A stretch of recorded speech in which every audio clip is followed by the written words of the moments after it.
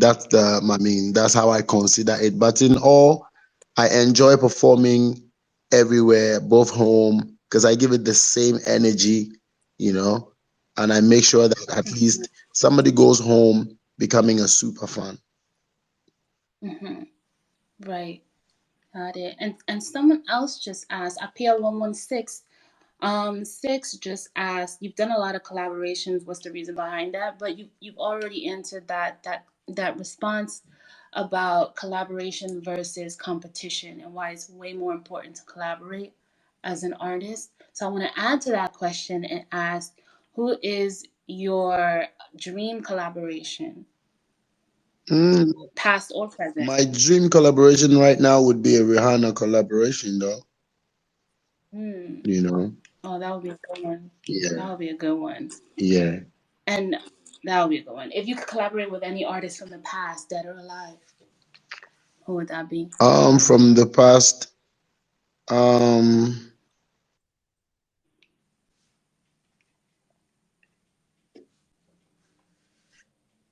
Oh, you're on mute.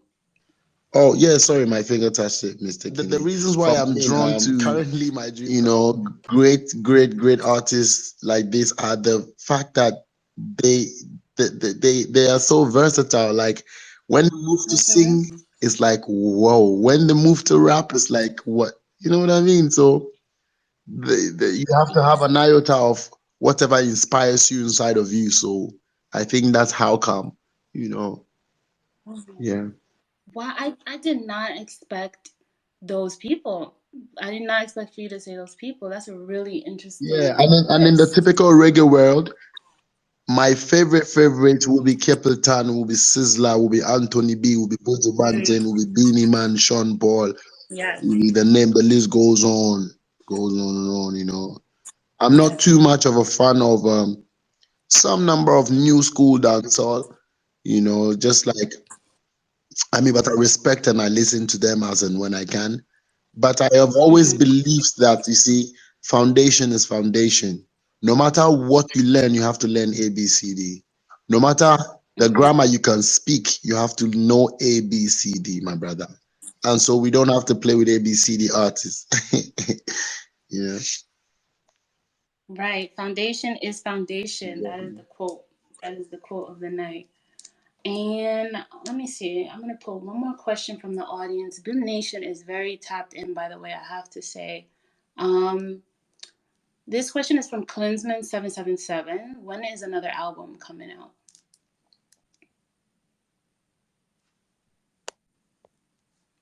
Oh, I think you're not on mute, but we can't hear you. And you know them vibe there, where you know you have to Yeah. have bars to walk in the room into the room. If you do not have bars, make a U-turn, go and sleep. That's why I love I love some Mary J. Blige as well for some reasons. Um, What? I is love Mary J. Blige. That's crazy. that Wow. another, is that one of your favorite artists too? Yes, Okay. yes. I'm from Uptown, which is the area Okay. in New York that Mary J. Okay. Blige is from, that DMX is from. I So, didn't do no um, I didn't do no research on you though to be mentioning all of that. Be able to keep going. So I think it's powerful enough that the advantage would be that in the virtual community you are able to reach so many people within a shorter period of time, whereas in the reality or in the real community you have to spend it takes a lot of resources and a very long time to be able to reach, the same number of people. That's the difference that I see. So most often you see us being very active, following a lot of courses and activisms, but the actual effect on the ground is not cannot relate or does not reciprocate the social media presence. So there's a very high need to be able to combine both, which I think I have done very well, because when I step out of my house every day, you feel it on the streets. And when you get online as well, you see it over there as well. In my case, mhm. I could even be pushed to say that it is more realer on the ground than it is on even on social media. I may. I mean, I need to do that checks to really see, but this is to how real it is for me on the ground. Hmm. Do you feel like you have, or your presence outside of Ghana has grown this year or the last few years offline? Yeah, offline, yes, I think, the online definitely does translate into some amount of offline for sure. So per the percentage that does, I have grown immensely, and have been able to not, I've been able to, I mean, reach out to these followers and loved ones via the apps, especially Twitter, and this has actually inspired my movement to hit the road, especially this year, where I've been able to do, like, I started an African media tour based on the Hmm. fact that I hear and see the responses, from different parts of the world. So I did France, I did the French countries, even I did France, I did Ivory Coast, I went Nigeria, I went Portugal, I went South Africa, and then I'm back here doing other stuff as well musically. And then next year, God willing, we're going to continue to have it as a plan, to touch base, physically at places where Twitter and other apps has shown us, a lot of encouragement. Hmm. And you said you've been coast to coast. Um, and on your concert lineup, you're really showcasing the full diaspora. How was it like connecting with Beanie Man, dancehall king, legend? Hmm. I mean, I've been answering this the whole day. I just go back home to get on Twitter to engage with the lovely people. And from the words of Beanie Man, I came into physical contact with Beanie Man when I was 17. That Mm, was that's the early. last that was the last time he came to Ghana, you Hmm. know, I believe. And but prior to that, he's been here a few times, and the last time he did was as long as that. I am a huge fan. He's a huge mentor, and that is where it began. I would hang around a few. There's one person I would hang around who brought me, who was part of his team, and I was in school at the time. So Hmm. when we actually connected in Jamaica one time, when I was literally the Stonebwoy of today, because I had actually been singing all from that time anyway. So there was, that buzz around that little guy who always who's always trying, you know. So he didn't forget. We reconnected in Jamaica a number of times, and then we solidified that connection, and then decided to follow up with a musical, material, which we had actually carefully thought of, because I'm always going for the merger or for that combination where I continue to represent for the Caribbean community and the African community, because I believe that our music is surely connected, and Hmm. our way of life and our style. So bringing both energies, from the African music side proper, meeting with the Caribbean energy, the dancehall reggae energy, is just gonna be fantastic. So that is what my style I've been at and I've been pushing till today. So it's made it easier because it's not a 1 day journey. It's been from right from the onset. I had actually had to decide what path to charter, and that was what came to mind. I carefully selected and I've been on that journey. And today, guess what? I brought him back here in Ghana after how many years, Hmm. to host a concert with him. And it's amazing. Hmm. And one thing you just said, this wasn't a 1 day journey. And I think the important context in this story you just told about, meeting Beanie Man when you was a teenager, is that there's always been this sort of cross communication between the Caribbean and the continent, primarily West Africa. And if you go to West African countries, primarily Nigeria and Ghana, for those who aren't as familiar, reggae and dancehall has been heavy for a long time. And then if you go to the Caribbean, primarily in Rastafarian cultures, there's always this sort of yearning to reconnect with Africa and this direct cross cultural communication. So, as far as genre, and when you're sort of delving into Western markets now, America and Europe, do you still see people kind of confused about what kind of artist you are, even though it's very clear the type of music you make? I think there is no confusion about what kind of artist I am. Um, I mean, where my skin color tells that I'm black, I'm from Africa. My tone, my accent, my dexterity, and the enormous innate that we possess as people of melody sound, so that they know.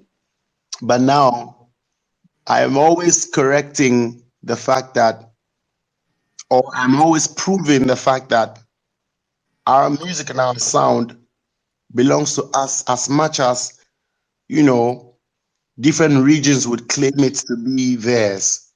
Hmm.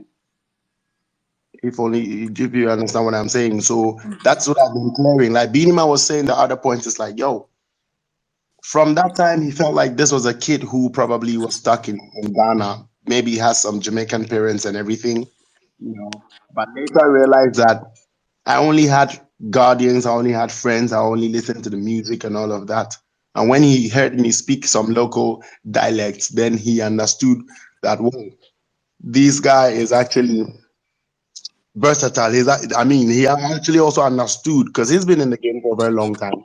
So Hmm. he joined the publicity to actually, make people know that, yes, this is something that is doable. Like you can come from the continent and also be able to represent for the whole lot, you know. So Hmm. that's where I think it is. I don't see no confusion now. It has rather now turned into a beautiful advantage that I can jump and do pure reggae music in a minute. I can do pure Afro beats in a minute, and I can do pure dancehall in another minute. And beautifully, I can blend all three as well for you to have a feel of everything in there. You know. Hmm. And you brought up the word, or you used the word versatility. And I think the operative word to describe, I would say, the most popular genres coming out of the continent right now, the most popular music is it's expansive. But the caveat is when it translates, it gets difficult for people to categorize. But maybe that's by design. So when you make music in your creative process, do you think about the way the music is going to be categorized when things come into play, like, okay, award show recognition, Mhm, labeling for that benefit, like things that mhm. have material influence over music careers? Do you think about genre categorization at all? I mean, it does come to mind, but there's no fear of considering that so much so that it influences the flow, the style, the energy, the vibe that is coming out of my soul immediately at the time when I'm creating that type of journal, that type of song. But I only rather concentrate on what is coming out, however it's coming, wherever the influences are coming from or the inspiration is being tapped from at that particular moment. Because no matter how complex it might sound, it will be very simple sounding to some people somewhere. Hmm. And you know. And no matter yes. what it is, award schemes and all these programmed ventures would definitely have to break things down in their books to be able to play with it.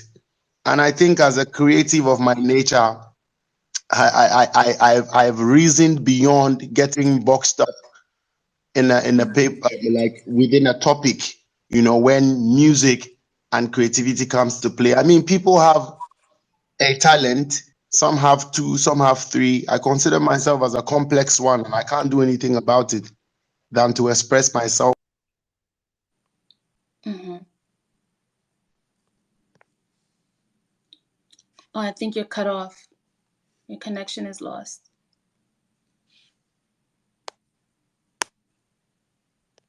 still with us? We can't hear you. Let's see. 1 second.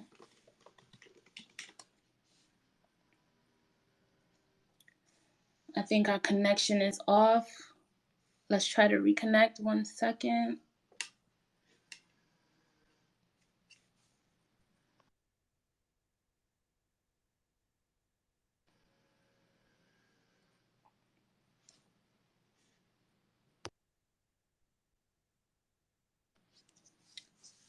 Still there? Can you hear us? We can't hear you.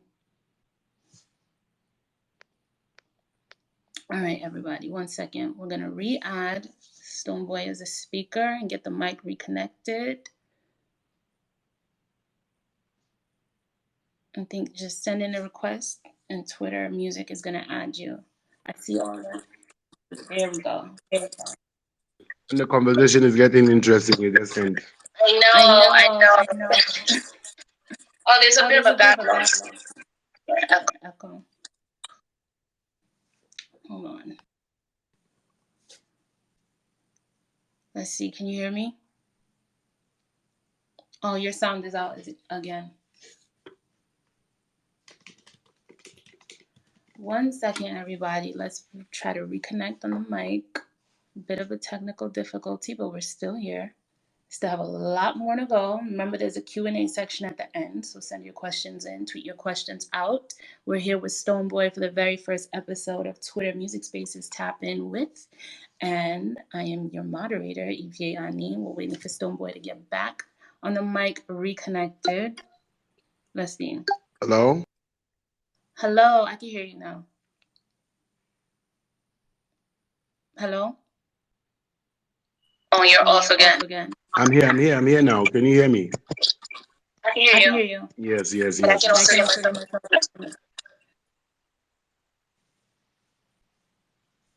Hold on. Hello. All right, cool. I'm holding on.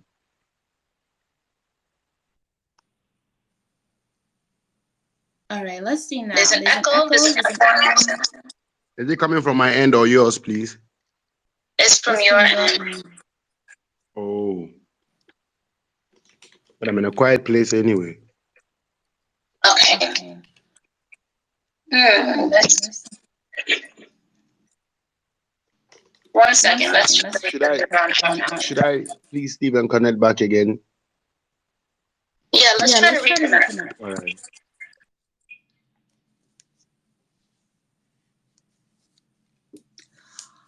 One second, everybody. We're going to have Stonebwoy join back in as a speaker.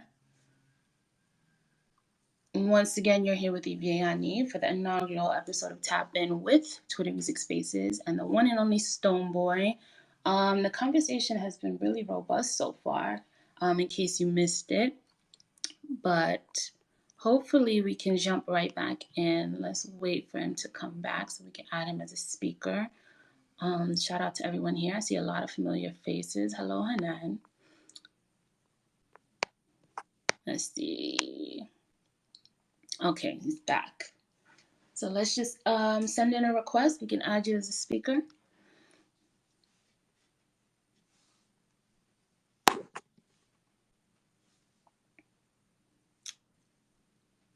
Let's see. We're going to add you real quick.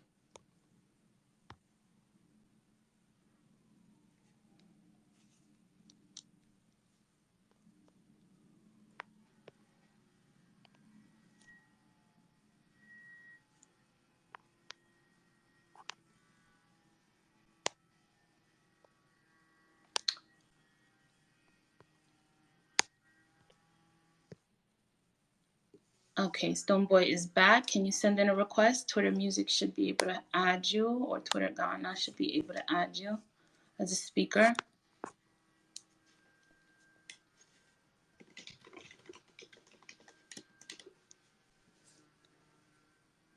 One second, everybody. We're reconnecting.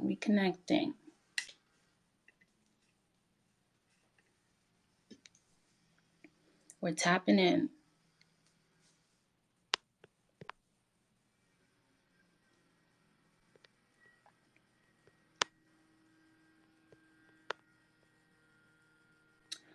Once again, don't forget to submit your questions. We are taking some audience Q&As at the end. That's to you, BIM Nation. And we're going to get Stonebwoy back in a second. We're having some connectivity issues on his end, but that is no issue because we're tapped in already. Hello, Natasha. A lot of familiar faces. Hello, Stina.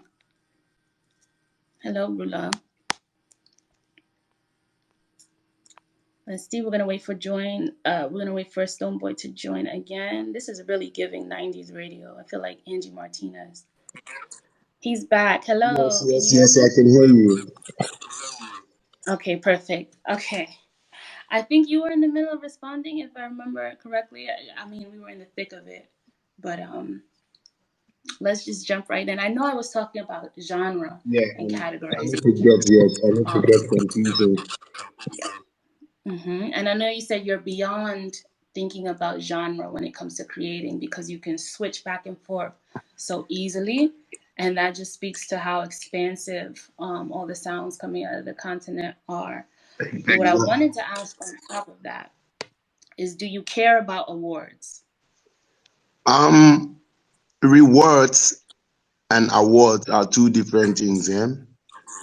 Mm-hmm. And if only awards would be called rewards, Mm-hmm. then I'll care the most. I'm just saying, but since they remain to be awards and not rewards, but anyway, I see rewards as a combination of awards and the other things that your work input can get you, you know, as an outcome of hard work.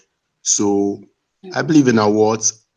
We all feel it when it is genuine, like genuine, and we all feel it also when we have doubts about stuff. But that also forms the beautiful part of it, and the interesting part again, such that music and creative stuff is not sports that you can bet on, that you can define by the fact that he scored 2 goals against one or two against five. That is like definite, you know. But for creative materials and the impact it gets or it has on people and so on and so forth, it will be very difficult for you to actually place in a very correct, box to have it 100 of 100. So that is where it happens. So I'm actually a believer of rewards when you put in a lot of work, however, whereby awards come into play also under that category. But I don't really believe absolutely in awards to be the rewards for music and entertainment. Wow. Rewards versus awards. Okay. That's a very powerful statement. Something else you just said, that music is not sports. I find that so interesting because there are so many comparisons between music and sports, and people make them all the time. Um, but I think sports is really rooted in a reward system because you're aiming for a victory, but it's also rooted in competition. Exactly. Do you think competition is healthy in music, or it has no place in music? Um, Competition, like you say, is very important to sports because if you do not compete, then we can't get our rewards and awards, however, because that's vivid. It goes straight to the competition. We see who comes out as who. But music and entertainment thrives in combination, in collaboration, not competition. The Hmm. only competition has always been to outdo yourself and grow your craft, and get inspired the more. And even inspiration does differ. It does change from one part to the other, depending on whatever the influence is. So basically, I believe in competition between you and making sure that you continue to give the best of you and grow in that manner, but not against another person. Because the reality is, if a brother does well or sings a song or, you know, act a movie and played a role that was so nice, it's two things. I get inspired. Done. I get inspired, or I Mm-hmm. take my time to grow to be me. Done. There's no need to hate, and that is when you feel the competitiveness. When the hate sets in the music and then entertainment scene, then it becomes, you know, it doesn't work over there at all. I believe in collaboration and combination when it comes to music and entertainment, not competition. Mm-hmm. Collaboration over Mhm. competition is the healthiest form of creation, in your opinion. Exactly. And you said that the only competition that can really exist that's healthy for music is when you're competing with Exactly. yourself and Exactly. growing. How have you grown as an artist, would you Yeah. say? Over the years, I've seen me emerge from, you know, having to fine tune my craft and showcase my identity, you know, that I want to present to the world. So, in that manner, I've been able to experiment lots and lots of sounds by inspiration, of course, and have been able to carve a niche for myself where I'm known today as an Afro dancehall reggae guy, and it seamlessly falls within everyone's ears, because when you pick individual materials that define the various multifaceted Stonebwoy, then you get to Mm-hmm. understand that he has managed to become, or is getting to become, a master of the various, you know, styles that inspire him.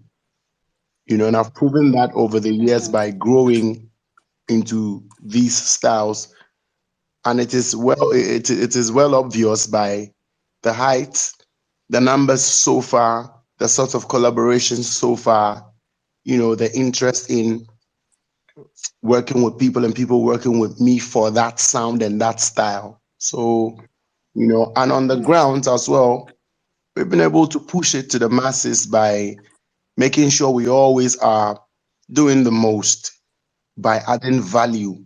Because to me as well, it's not always, you know, value is what brings you the goals, the resources, the finances, you know.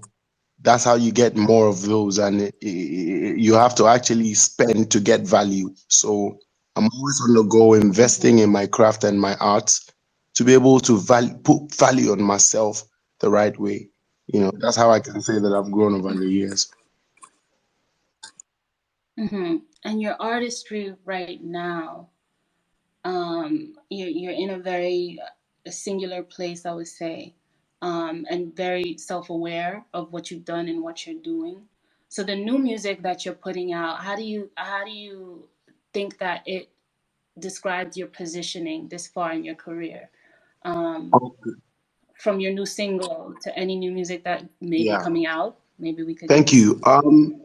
talk about how you felt creating in your new single, for Repeat that example. again for the last part. I couldn't hear anything. Oh, I said talk about how you felt creating your new single and Okay, what it thank you. means and anything Thank you very much. context. My new single, creating this, was fun because the secret behind it is this song was created in 2019. The new single that I, Mm, you know, and it's taken time to get here.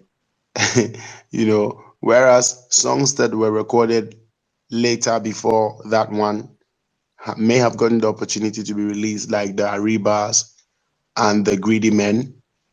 You know, so I dated back to these two songs. Ariba was a complete inspiration and experimentation of the Afro beats with dancehall and the Amapiano feel, which I was right. able to measure nicely into one piece. And I think it is a sound that hasn't even started, you know, making sense enough to a wider or very or a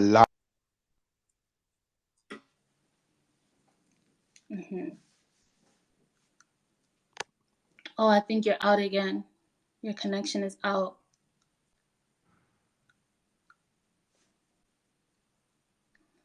Hold on 1 second. Let's try to get back in. Let's try to tap back in. Can you hear us, Stonebwoy? Can you hear me?